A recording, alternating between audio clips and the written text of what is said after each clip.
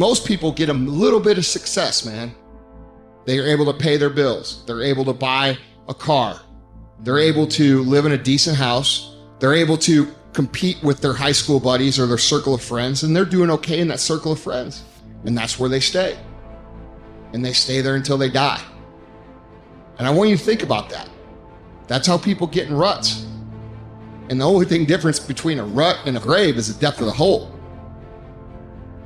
The degree of which you are rewarded is directly proportional to the degree of hard work that you put in.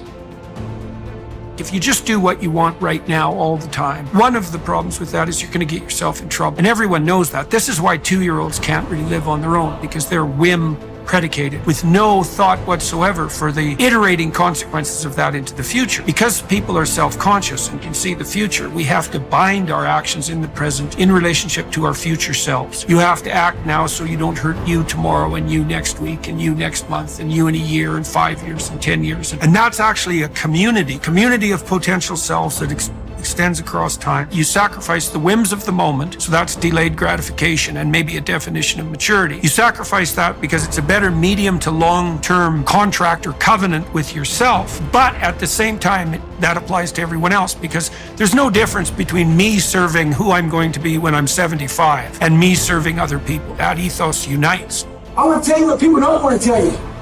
Why you stop is because you're lazy. You don't mind getting bad grades in school. It doesn't bother you enough to be mediocre, to be average, to sit around and watch people do great things. You don't mind it. You don't care enough about yourself. When that mind gets relaxed, man, you are It's supposed to be hard, man. It's supposed to be grimy. It's supposed to be gritty. It's supposed to be horrible. It's supposed to be really ugly. I'm supposed to be battered. I'm supposed to be bruised. I'm supposed to be beaten. Your mind has to touch hardship. It's how you start to create the calloused mind. This is how I'm going to grow. I guarantee you, when you do it, nobody can do it like you do it. The problem is you don't hardly do it. You love sleep too much. You love that alcohol too much. You love that substance too much. You love that vice too much. That's something that you love more than yourself, than your dreams, than your goals. Easy never pays well. So if you're thinking that it's just going to be a walk in the park, you're dead fucking wrong. You have to give it every fucking bit of effort and energy you have to pull it off. And you have to work harder than everyone else. Work while they sleep, learn while they party, save while they spend, and live like they dream. In any case, people do waste a lot of time, and they also act counterproductively a lot of the time. Regardless, we do make progress, and we can thrive under the difficult conditions that make up our lives, and we can resist the malevolence that entices us. That's within our power, and we don't know the limits to that. And we also know that it's better to, we all know this, that it's better to live courageously than cowardly. Everyone knows that. That's what you teach people that you love.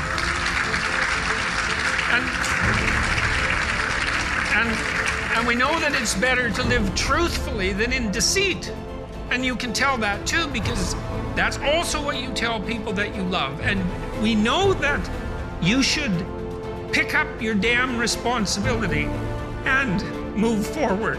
Everyone knows that. It's part of our intrinsic moral nature.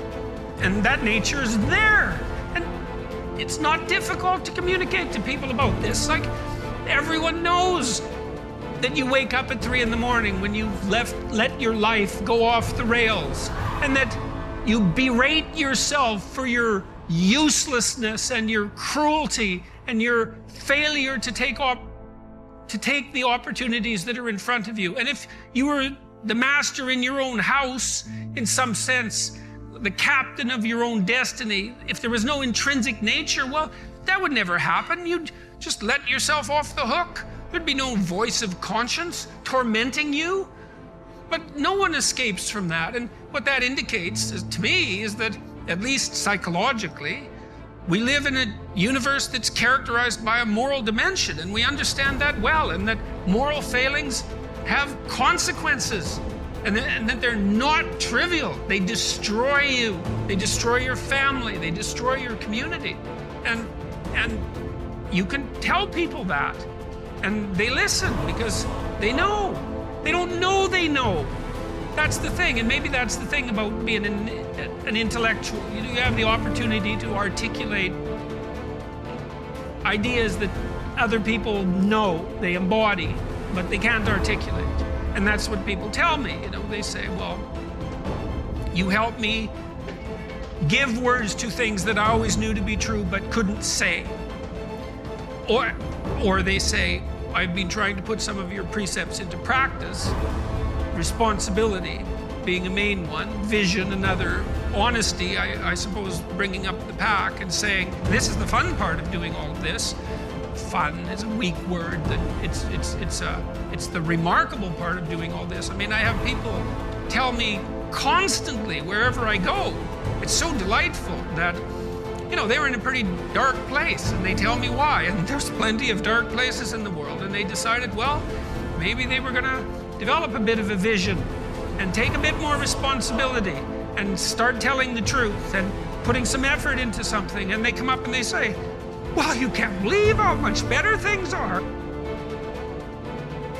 First say to yourself what you would be, and then do what you have to do. If you aren't happy with who you are, you first need to identify who it is that you desire to be.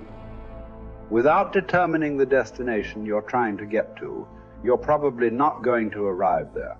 The next step after you figure out who you want to be in your life is to take the necessary steps towards this goal.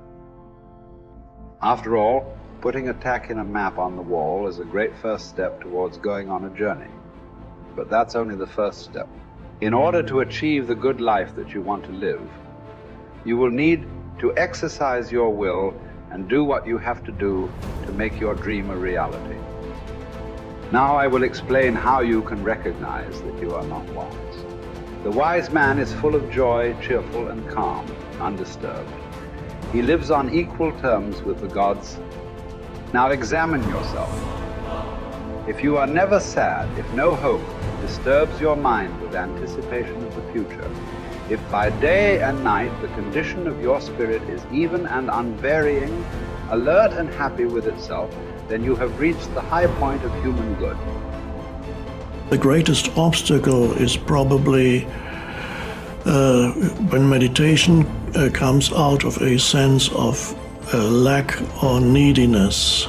So you feel you are deprived of something, be it money or a relationship or a living situation, and you feel there's a great lack in your life and you desperately want this to change. And so you perhaps use manifestation in a way that is not likely to work when, for example, you use affirmations such as I want a better job, I want a job with a good income and a life situation in a nice place, and I want this and I want that. By making these statements, you're actually, by implication, saying that you don't have it. So you're also, by saying that you're there's a reverse side to your statement, I want, and on the reverse side of the statement, I want, there is the statement, I don't have, and I need. And similar things, please give me, if you pray to maybe God, maybe you pray to Jesus, maybe you pray to Buddha. They do that in Buddhist countries. Maybe you pray to a saint or whatever it is, or you pray to the universe and say, please, universe, please give me this, please give me that.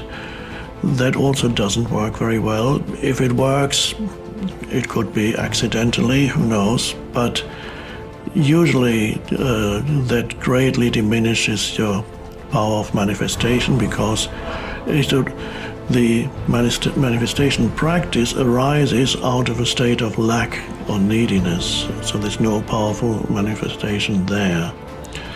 The secret of manifestation is expressed in one simple statement by Jesus, and that encapsulates all the books that have been written on manifestation and will ever be written on manifestation. It's just one simple sentence. It says, when you pray for something, believe that it has been given, or that you already have it, and then you will receive it. So the important thing is, he doesn't say believe that you will receive it.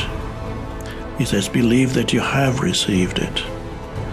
So there, the secret is hiding in that statement, believe that you have received it.